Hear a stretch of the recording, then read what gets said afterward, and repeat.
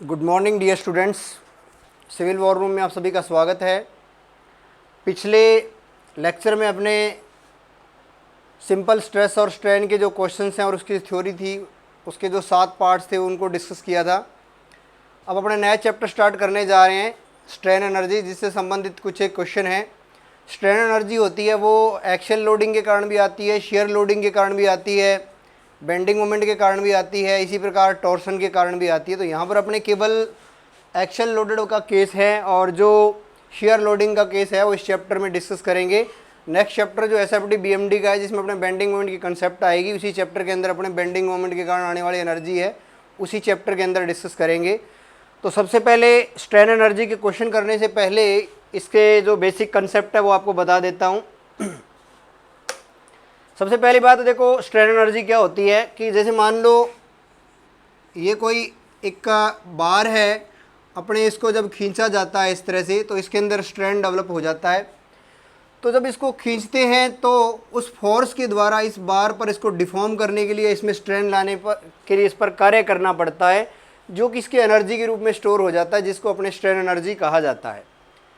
तो strain energy जो है, स्ट्रेन एनर्जी के लिए ध्यान रखना, खुरमी में जो क्वेश्चन है, खुरमी के क्वेश्चनों में ये मान रखा है कि जो स्ट्रेन एनर्जी है वो केवल इलास्टिक लिमिट तक ही होती है। कहने का मतलब, अगर आपका जो लोड है वो इलास्टिक लिमिट के अंदर है, स्ट्रेस है वो इलास्टिक लिमिट के अंदर है, तो जो एनर्जी स्टोर होती है उसी को ही स्ट्रेन एनर्जी कहा जाता है। ठीक है, तो ये बात ध्यान रखना। तो स्ट्रेन एनर्जी के जो फॉर्मूले हैं, या यहाँ पर इसका जो स्ट्रेस है, जैसे सिग्मा स्ट्रेस है ये वाला, तो इसके कारण जो स्ट्रेसेस डेवलप होंगे वो कौन कौन से होंगे, तो इसके जो फॉर्मूले हैं वो अपने डिस्कस कर लेते हैं। देखो, सबसे पहला यहाँ पर है strain energy due to axial loading. ये इस तरह से एक्शियल लोड लगा रखा है, मान लो इस पर, यहाँ पर पी फोर्स लगा रखा है। ये इस पी फोर्स के कारण यहाँ पर जो स्ट्रेन एनर्जी आएगी वो कितनी होगी, तो 1/2 इंटू फोर्स इंटू डिस्प्लेसमेंट। ठीक है, ये इसका स्ट्रेन एनर्जी का फॉर्मूला होगा जो फोर्स लगाया है, और जितना इसके अंदर डिफॉर्मेशन हो रहा है, जब 1/2, क्योंकि देखो ये ग्रेजुअली इंक्रीजिंग लोड है, वैल्यू 0 से लेके P तक धीरे धीरे इंक्रीज की जाती है, तो इसका हाफ लेते हैं। ठीक है, 1/2 इंटू हाफ इंटू डेल्टा, तो ये इसका हो जाएगा। अगर देखो इसमें डेल्टा की वैल्यू रखोगे आप PL/AE पहले चैप्टर के अनुसार, तो ये फॉर्मूला ये बन जाएगा। ठीक है, और अगर P की वैल्यू रखोगे डेल्टा/PL/AE वाला जो फॉर्मूला है, उसमें अगर आपने P की वैल्यू रखोगे तो फॉर्मूला इस रूप में कन्वर्ट हो जाएगा। बेसिकली आप इस रूप में और इस रूप में याद रख लो, तो ये फॉर्मूला अपने ज्ञात कर सकते हैं, 1/2 इंटू फोर्स इंटू डिस्टेंस, और ये वाला फॉर्मूला भी इसमें बन जाएगा। अगर देखो मैं ऊपर और नीचे वॉल्यूम लगा दूं, देखो इसमें यहाँ है, यहाँ मैं अगर वॉल्यूम लगा दूं और बटे में भी वॉल्यूम कर दूं, वॉल्यूम ऊपर भी लगा दिया नीचे भी लगा दिया। वॉल्यूम क्या होता है, आधार का क्षेत्रफल into length A into L। तो वॉल्यूम, नीचे वाले वॉल्यूम को मैं ऐसे लिख सकता हूँ, और फोर्स अपॉन एरिया है, इसको मैं लिख सकता हूँ स्ट्रेस, और change in length upon original length को लिख सकता हूँ मैं स्ट्रेन इंटू वॉल्यूम। तो एक ही बात है, कहने वाला 1/2 stress into strain into volume. अपने कह सकते हैं कि जो स्ट्रेन एनर्जी है वो स्ट्रेस तथा स्ट्रेन दोनों का फंक्शन होती है, दोनों का फलन होती है, दोनों पर इसकी वैल्यू निर्भर करती है, स्ट्रेस पर भी और स्ट्रेन पर भी। और ध्यान रखना, ये स्ट्रेन एनर्जी डेंसिटी है, मतलब पर यूनिट वॉल्यूम के अंदर एनर्जी जो स्टोर है वो इतनी है, और जो टोटल वॉल्यूम, जो बार का जो टोटल वॉल्यूम उसके अंदर जो एनर्जी स्टोर है वो इतनी है। तो इसके लिए बेसिकली देखो अपने 4 फॉर्मूले हो गए। एक तो 1/2 इंटू फोर्स इंटू डिस्प्लेसमेंट, दूसरा 1/2 stress into strain into volume. क्योंकि देखो ये आपका स्ट्रेन एनर्जी डेंसिटी है, स्ट्रेन एनर्जी डेंसिटी का मतलब पर यूनिट वॉल्यूम के अंदर एनर्जी जो स्टोर हो रही है वो वाली है, तो टोटल वॉल्यूम को पर निकालने के लिए इंटू वॉल्यूम कर दोगे, और इसमें ये वैल्यू रखोगे तो ये फॉर्मूले बन जाएंगे। तो पहला केस आप ये याद रखोगे इसमें, तो 1/2 stress into strain into volume. ठीक है, दूसरा जो केस है, ये जो एनर्जी स्टोर हो रही थी ये हो रही थी एक्शियल लोडिंग के कारण। पिछले चैप्टर में अपने देखो शियर का केस भी डिस्कस किया था, तो शियर का केस देखो यहाँ पर strain energy due to shear. Shear का मैंने आपको बताया था, जैसे मान लो ये एक बॉडी है, बॉडी पर जो शियर लग रहा है, इस तरह से मान लो ये शियर लग रहा है,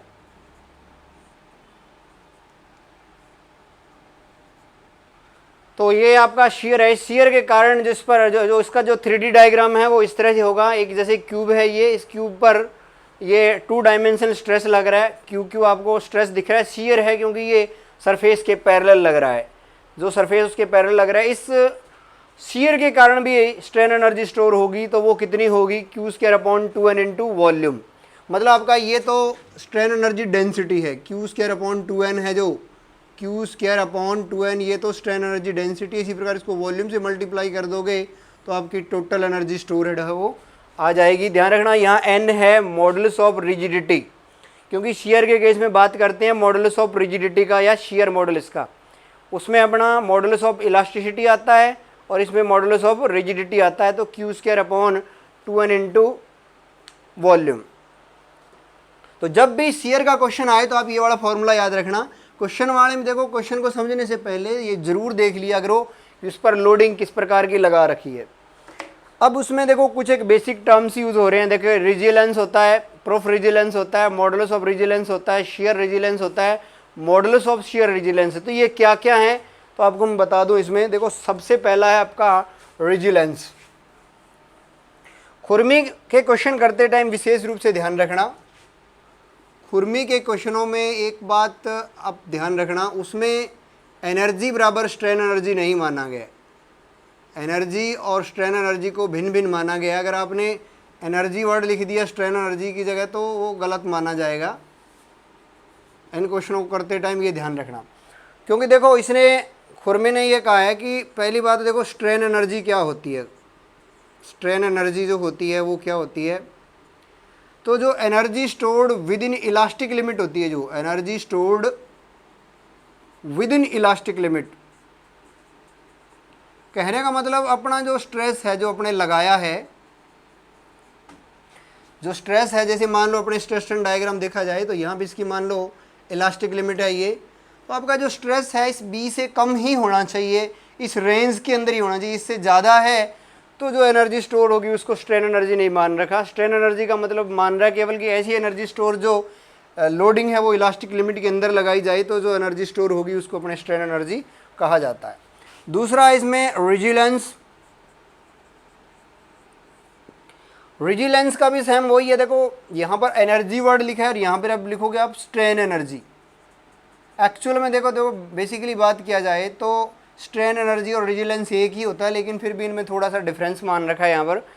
रेजिलेंस का मतलब होता है जो strain energy with in elastic limit, यहाँ देखो लिख रखा है, उधर देखो आप रेजिलेंस में लिख रखा है strain energy with in elastic limit in the case of axial loading. जब अपने एक्सियल लोडेड मेंबर की बात करते हैं तो जब लोड की वैल्यू है वो इलास्टिक लिमिट के अंदर हो, स्ट्रेस की वैल्यू इलास्टिक लिमिट के अंदर हो, तो उसके अंदर जो एनर्जी स्टोर्ड होती है वो रेजिलेंस कहलाता है। तो एक बात ध्यान रखना, यहाँ पर आपको बिल्कुल सेम डेफिनेशन लग रही है, होता भी देखो बेसिकली सेम ही है ये, लेकिन खुरमी ने इसको अलग अलग मान रखा है। इसलिए आप भी ध्यान रखना कि अगर एनर्जी वर्ड लिखे तो स्ट्रेन एनर्जी आंसर होगा, अगर वो स्ट्रेन एनर्जी लिखे इलास्टिक लिमिट के अंदर तो रेजिलेंस आंसर होगा। एक्चुअल में स्ट्रेन एनर्जी और रेजिलेंस वही तो होता है, क्योंकि जो इलास्टिक लिमिट के अंदर एनर्जी स्टोर होती है वही रेजिलेंस होता है। उसके बाद अपने बात करते हैं, देखो इसमें modulus of proof resilience. Proof resilience का दे रखा है total strain energy at elastic limit. मतलब इलास्टिक लिमिट का मतलब अगर आप जो स्ट्रेस है वो कितना लगा रहे हो, बिल्कुल उसकी इलास्टिक लिमिट के बराबर लगा रहे हो।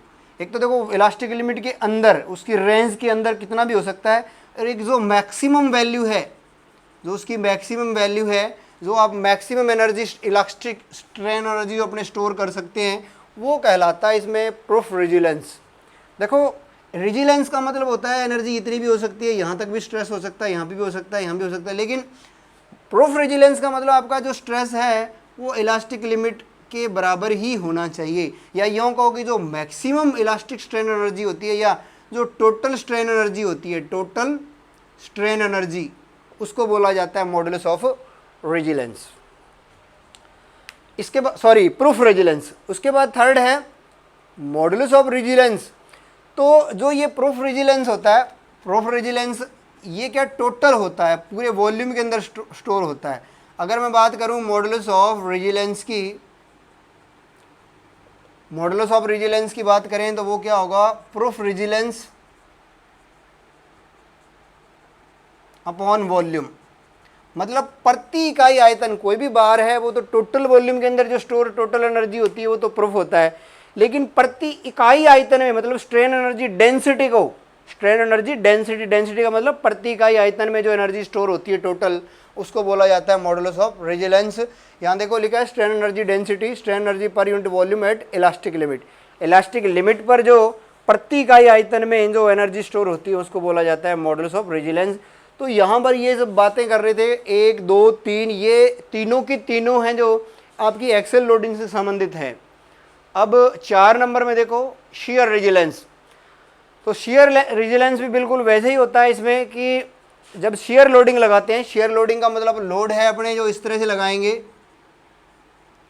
ये लोडिंग अपनी अगर इस तरह से दे रखी है मान लो, शियर लोडिंग की स्थिति में जो शियर स्ट्रेन एनर्जी स्टोर होती है वो भी ध्यान रखना इलास्टिक लिमिट के अंदर, इलास्टिक लिमिट के अंदर अंदर जो शियर स्ट्रेन एनर्जी स्टोर होती है उसको बोला जाता है शियर रेजिलेंस, और जो इलास्टिक लिमिट पर स्टोर होती है उसको बोला जाता है मॉडुलस ऑफ शियर रेजिलेंस, और वो भी शियर लोडिंग की स्थिति में। तो आपको ये 5 बातें याद रखनी है यहाँ पर। 5 के 6 हो गई, एक स्ट्रेन एनर्जी हो गया, रेजिलेंस हो गया, मॉडुलस प्रूफ रेजिलेंस हो गया, मॉडुलस ऑफ रेजिलेंस हो गया, शियर रेजिलेंस हो गया, मॉडुलस ऑफ शियर रेजिलेंस हो गया। तो मॉडुलस ऑफ जो शियर रेजिलेंस है और शियर रेजिलेंस है, इनमें शियर लोडिंग होती है, और जो आपका पहले वाले 3 हैं उनके अंदर अपने होती है इसमें एक्शियल लोडिंग।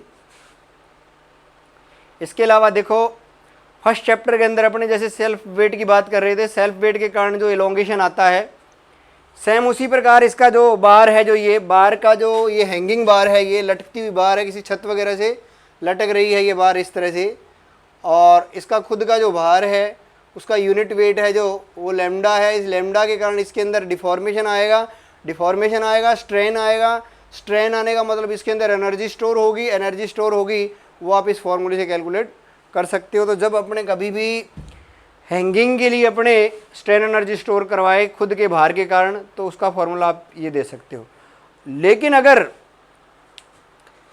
लेकिन अगर ध्यान रखना इसके बॉटम में भार के साथ साथ एक्सटर्नल लोड भी लगा हो, जैसे कि आपको ये दिखाया गया है यहाँ पर बॉटम पे भी लोड लगा रखा है, एक्सटर्नल लोड भी है और खुद का भार भी है। तो यहाँ पर सुपरपोजिशन थ्योरम नहीं लगाया जा सकता, सुपरपोजिशन थ्योरम नहीं लगाया जा सकता। कहने का मतलब ऐसा मत कर देना कि देखो ये वाली एनर्जी स्टोर होती है एक्सटर्नल लोड के कारण। अभी अपने फॉर्मूला डिस्कस किया था P²L/2AE, ये फॉर्मूला बनता है अपना किसका, ये बनता है एक्सटर्नल लोड का, और ये वाला जो फॉर्मूला होता है ये होता है सेल्फ वेट का। ऐसा नहीं है कि सुपरपोजिशन थ्योरम के अकॉर्डिंग आप डायरेक्टली इनको जोड़ के यूँ कर दोगे, क्योंकि देखो सुपरपोजिशन थ्योरम की वैधता के लिए कुछ कंडीशंस हैं जो यहाँ पर अप्लाई नहीं हो रही हैं, क्योंकि वो लीनियर फंक्शन होना चाहिए, यहाँ पर लीनियर फंक्शन नहीं है तो सुपरपोजिशन थ्योरम नहीं लगाया जा सकता। इसलिए इसका फॉर्मूला है वो थोड़ा मॉडिफाइड है, याद रखना। ये वाला टर्म्स भी आएगा, सेल्फ वेट का, एक्सटर्नल लोड का भी आएगा। इसके अलावा ये वाला एक्स्ट्रा टर्म भी आता है जब बात करें बॉटम पे एक्सटर्नल लोड और सेल्फ वेट, तो 3 टर्म्स के द्वारा जो टोटल स्ट्रेन एनर्जी होती है वो व्यक्त की जाती है। ये हो गया आपका strain energy due to self weight and external load at bottom. Next है अपने मल्टीपल एक्शियल लोडिंग की बात की थी। मल्टीपल एक्शियल लोडिंग के कारण जो एनर्जी स्टोर होती है, मल्टीपल एक्शियल लोडिंग का मतलब जिस तरह से अपने बात कर रहे थे कि कोई बॉडी है उसकी तीनों डायरेक्शन में या दोनों डायरेक्शन, जैसे मान लो ये आप 2D की बात करो, इस डायरेक्शन में स्ट्रेस लगा रखा है और इस डायरेक्शन मल्टीपल एक्शियल, मतलब इस डायरेक्शन में भी स्ट्रेस है और इस डायरेक्शन में भी स्ट्रेस है। पहले एक्शियल लोडिंग सिंगल डायरेक्शन में बात कर रहे थे लॉन्गिट्यूडल में, यहाँ पे अब दोनों या तीनों डायरेक्शन में बात कर रहे हैं। अगर 2 डायमेंशनल की बात करें, अगर 2D की बात करें, तो उसके अंदर जो स्ट्रेन एनर्जी डेंसिटी होगी, ध्यान रखना ये स्ट्रेन एनर्जी डेंसिटी है, strain energy per unit volume है। ये छोटा u है वो स्ट्रेन एनर्जी डेंसिटी को इंडिकेट कर रहा है, टोटल स्ट्रेन एनर्जी को नहीं होता। इसको वॉल्यूम से मल्टीप्लाई कर देते हैं तो टोटल हो जाता है। स्ट्रेन एनर्जी डेंसिटी अगर आप कैलकुलेट करोगे तो इसके लिए आप ये वाला फॉर्मूला यूज़ करोगे।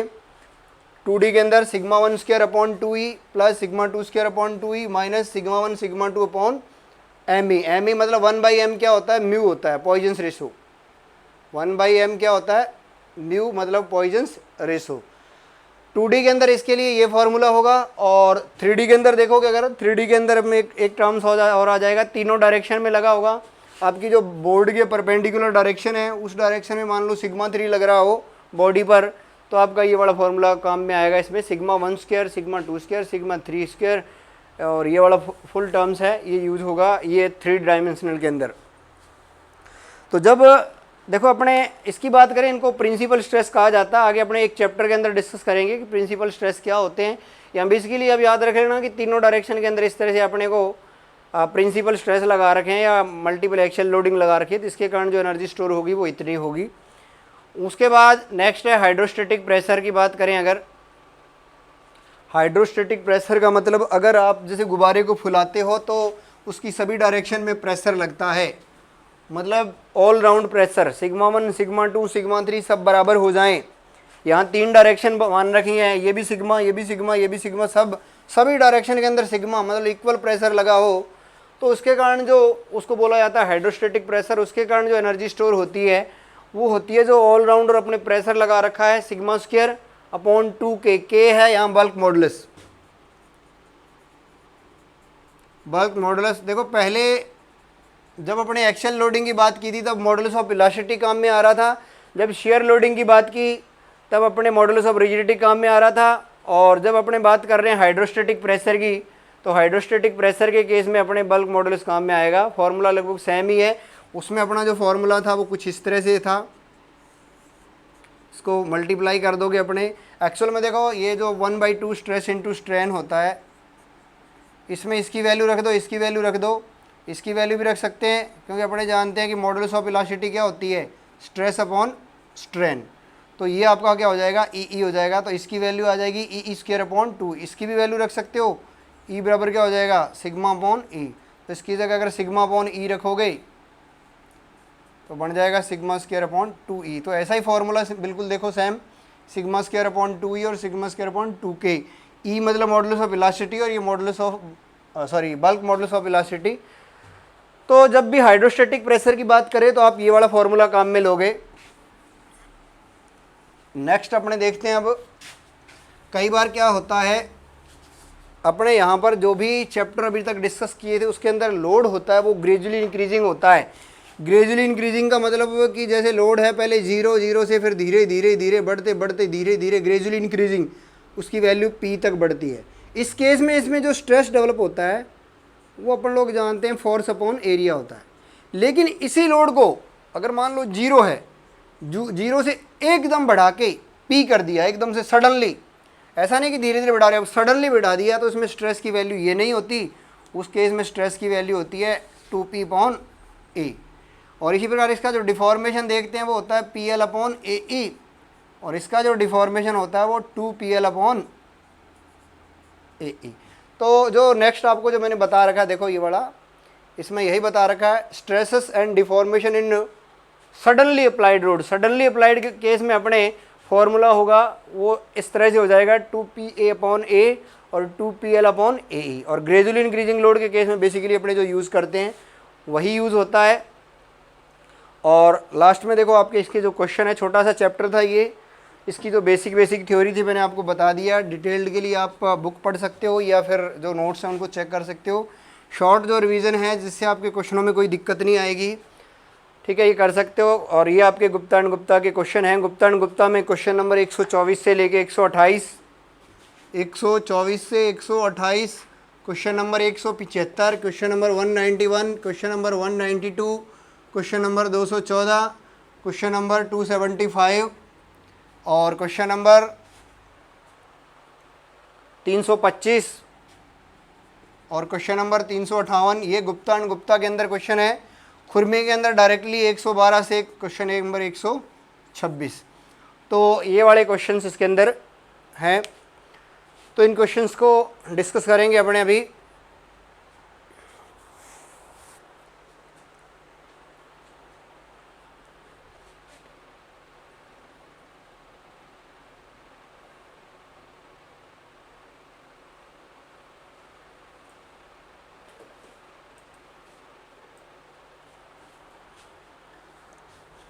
क्वेश्चन नंबर 124 देखो, सबसे पहले आपको बोर्ड की स्क्रीन पे दिख रहा है क्वेश्चन कि the ratio of intensity of stress in case of suddenly applied load to that in the case of gradually applied load. देखो सडनली अप्लाइड लोड की बात करें तो उस केस में जो आपका स्ट्रेस होता है वो होता है 2P/A, और ग्रेजुअली अप्लाइड की स्थिति के अंदर जो होता है वो होता है फोर्स अपॉन एरिया। तो इन दोनों का रेशो पूछ रहा है, ये ratio of intensity of stress in the case of suddenly. तो σ1 σ2 करोगे तो आंसर आ जाएगा आपका 2, भाग दोगे इसमें तो ऑप्शन नंबर आ जाएगा सी। क्वेश्चन नंबर 125 देखो, proof resilience is the maximum energy stored eight. तो अभी बताया था मैंने आपको, देखो रिजिलेंस क्या होता है, इलास्टिक लिमिट की रेंज में, विद इन इलास्टिक लिमिट तो रिजिलेंस होता है, और जो मैक्सिमम एनर्जी स्टोर होती है जो, ठीक है, वो होता है आपका प्रूफ रिजिलेंस। तो यहाँ पे दे रखा है इलास्टिक लिमिट, तो ऑप्शन आ जाएगा B, proof resilience is the maximum energy stored at elastic limit, option number B. Next question देखो, 126 strain energy stored in the member is given by 0.5 stress into volume, 0.5 into strain into volume, 0.5 into stress into strain into volume. तो ये वाला formula ही हो जाएगा उसमें 1/2 stress into strain into volume. इस case में आपके स्ट्रेन एनर्जी का जो फॉर्मूला है वो हो जाएगा 1/2 stress into strain into volume. ये वाला जो टर्म्स है ये स्ट्रेन एनर्जी डेंसिटी कहलाता है, ठीक है, और ये वाला वॉल्यूम है इसका, इससे मल्टीप्लाई कर देते हैं टोटल वैल्यू आ जाती है। और इसके फॉर्मूले बदल सकते हैं अपने, कैसे बदल सकते हैं अभी मैंने आपको बताया। देखो E बराबर क्या होता है, मॉडुलस ऑफ इलास्टिसिटी होता है स्ट्रेस अपॉन स्ट्रेन। तो अगर आप इस स्ट्रेन की वैल्यू रखोगे इस फॉर्मूले से यहाँ, तो E की वैल्यू रखोगे अगर, तो आपका ये हो जाएगा ये वाला, और इससे आपका ये बन जाएगा। तो दूसरा फॉर्मूला देखो ये हो गया आपका, इस रूप में हो गया। तो इस रूप में भी फॉर्मूला जनरली ये यूज़ किया जाता है, इसको याद रख लेना। ये रूप है जनरली काफ़ी काम में लिया जाता है, हालांकि बना सकते हैं फिर भी जनरली याद रखना चाहिए हमको ये वाला, क्योंकि स्ट्रेस के पदों में है डायरेक्टली, स्ट्रेस के पदों में इसकी जो वैल्यू ये होती है। स्ट्रेन के पदों में भी इसको कन्वर्ट कर सकते हैं। यहाँ से देखो स्ट्रेन के पदों में कैसे कन्वर्ट कर सकते हैं, जो आपका जो ये होगा इसमें स्ट्रेस बराबर क्या होगा ई स्मॉल ई। तो यहाँ पर अगर वैल्यू रखोगे 1/2 स्ट्रेस की वैल्यू रखोगे ई और इंटू ई, तो आपका हो जाएगा E²/2। इस रूप में भी ये फॉर्मूला इसका यूज़ में हो सकता है। तो कई रूपों में हो सकता है, बेसिक फार्मूला याद रखो, इससे आप बाकी के फॉर्मूले बना सकते हैं, और एक ये वाला फॉर्मूला याद रखो। तो strain energy stored in the member is given by 0.5 into stress into strain into volume, option number C. Question number 127 को देखो, a rectangular block of size 200 mm into 100 mm into 50 mm is subjected to shear stress of 100 Newton per mm square if the modulus of rigidity of material is 1 into 10⁵ Newton per mm square, strain energy stored will be। सबसे पहले dimension जरूर check कर लेना, Newton पर mm square है modulus of rigidity की dimension. Modulus of rigidity की जो डायमेंशन है वो आपकी न्यूटन पर mm स्क्वायर है, और यहाँ पे भी न्यूटन पर mm स्क्वायर है, यहाँ पे भी mm है, कोई दिक्कत नहीं है। अगर बाई चांस कई बार डायमेंशन बदल के दे देते हैं तो डायमेंशन को पहले सही कर लेना, तो यहाँ कोई दिक्कत नहीं है। और यहाँ पर देखो बात कर रहा है ये कि शियर स्ट्रेस मतलब आपका ये वाला जो केस है ये दे रखा है इसने, एक क्यूब दे रखा है। इस क्यूब को अगर बनाए, इस तरह का एक क्यूब दे रखा है इसने, इस क्यूब की डायमेंशन भी दे रखी है इसने 200 × 100 × 50, और क्यू की जो वैल्यू है वो दे रखी है इसने 100, और n की वैल्यू है वो दे रखी है क्वेश्चन में 1 × 10⁵। तो जो टोटल एनर्जी स्टोर होगी वो कितनी होगी, एनर्जी स्टोर टोटल होगी वो होती है Q²/2n × वॉल्यूम। देखो तीनों फार्मूले एक जैसे हैं, पहला फार्मूला आपका ऐसा था, दूसरा फार्मूला आपका ऐसा है, और ऑल राउंड प्रेशर वाला फार्मूला आपका ऐसा है। यहाँ modulus of elasticity, modulus of rigidity, bulk modulus, ठीक है। बात करते हैं एक्शियल लोडिंग की, शियर लोडिंग की, मल्टीपल एक्शियल लोडिंग की, या हाइड्रोस्टैटिक प्रेशर की। तो अलग अलग केस में आपका EN के आता है इसमें। सबसे पहले क्वेश्चन को देखने से पहले ये ज़रूर देख लेना कि उसमें लोडिंग किस टाइप की लगी हुई, उसी के हिसाब से आप फॉर्मूला यूज़ कर सकते हो। क्यू की वैल्यू रखोगे अगर आप लोग, तो क्यू की वैल्यू यहाँ पे 100 दे रखी है, 100 square into 2 into models of rigidity आपको दे रखी है इसमें 1 × 10⁵ और वॉल्यूम बी डी एच